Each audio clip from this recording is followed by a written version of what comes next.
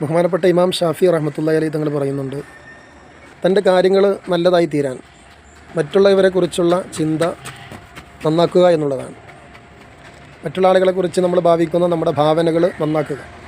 മുഅ്മിനീങ്ങളായിരിക്കുന്ന ആളുകളെക്കുറിച്ച് വേണ്ടാത്ത രൂപത്തിലുള്ള ഭാവനകൾ നമ്മൾ ഒരിക്കലും നടത്തരുത്. അത് നമ്മുടെ ഈമാൻ തന്നെ നഷ്ടപ്പെട്ടു പോകാൻ അത് കാരണമാണ്.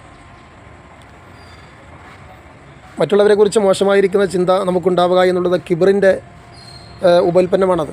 കിബറിൻ്റെ ലക്ഷണമാണ്, അഹങ്കാരത്തിൻ്റെ ലക്ഷണമാണ്. അഹങ്കാരം മനസ്സിലുള്ളവർക്കാണ് അങ്ങനത്തെ ചിന്ത കടന്നു വരിക.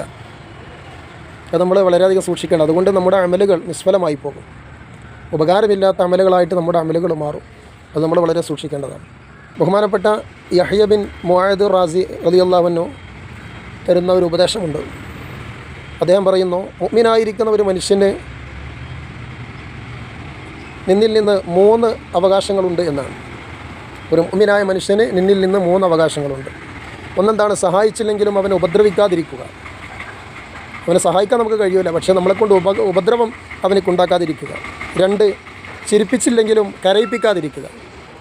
നമുക്ക് സന്തോഷങ്ങൾ പറഞ്ഞിട്ട് സന്തോഷകരമായ കാര്യങ്ങൾ ചെയ്തിട്ട് അവനെ ചിരിപ്പിക്കാനും മനസ്സിന് സന്തോഷം വരുത്താനും നമുക്ക് കഴിഞ്ഞിട്ടില്ലെങ്കിലും അവനെ കരയിപ്പിക്കാതിരിക്കുക എന്നുള്ളതാണ് 2ാമത്തെ കാര്യം. 3ാമത്തത്, അവനെ അഭിനന്ദിച്ചിട്ടില്ലെങ്കിലും നിന്ദിക്കാതിരിക്കുക. അഭിനന്ദിക്കാൻ നമുക്ക് കഴിയുന്നില്ല, എന്നാൽ അവനെ നിന്ദിക്കാതിരിക്കുക. അതെങ്കിലും നമ്മൾ ചെയ്യാം. ഈ 3 കാര്യങ്ങൾ മുഅ്മിനായിരിക്കുന്ന മനുഷ്യരോട് നമുക്കുള്ള ബാധ്യതകളാണ് എന്ന് ബഹുമാനപ്പെട്ടവർ പറയുകയാണ്.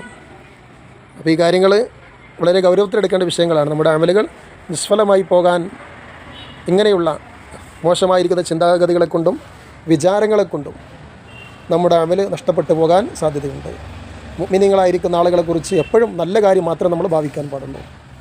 ചിലപ്പോൾ എന്തെങ്കിലുമൊക്കെ തെറ്റുകൾ വന്നു പോയി കഴിഞ്ഞാലും അവരെക്കുറിച്ച് നമ്മൾ നല്ലത് ചിന്തിക്കുക. സാഹചര്യം കാരണമായിക്കൊണ്ട് സംഭവിച്ചു പോയതായിരിക്കും എന്നുള്ള നിലയ്ക്ക് ചിന്തിച്ച് അതൊക്കെ മാപ്പാക്കി കൊടുക്കുക, അവരോട് സ്നേഹം കാണിക്കുക എന്നുള്ളതാണ് നമ്മൾ ചെയ്യേണ്ടത്.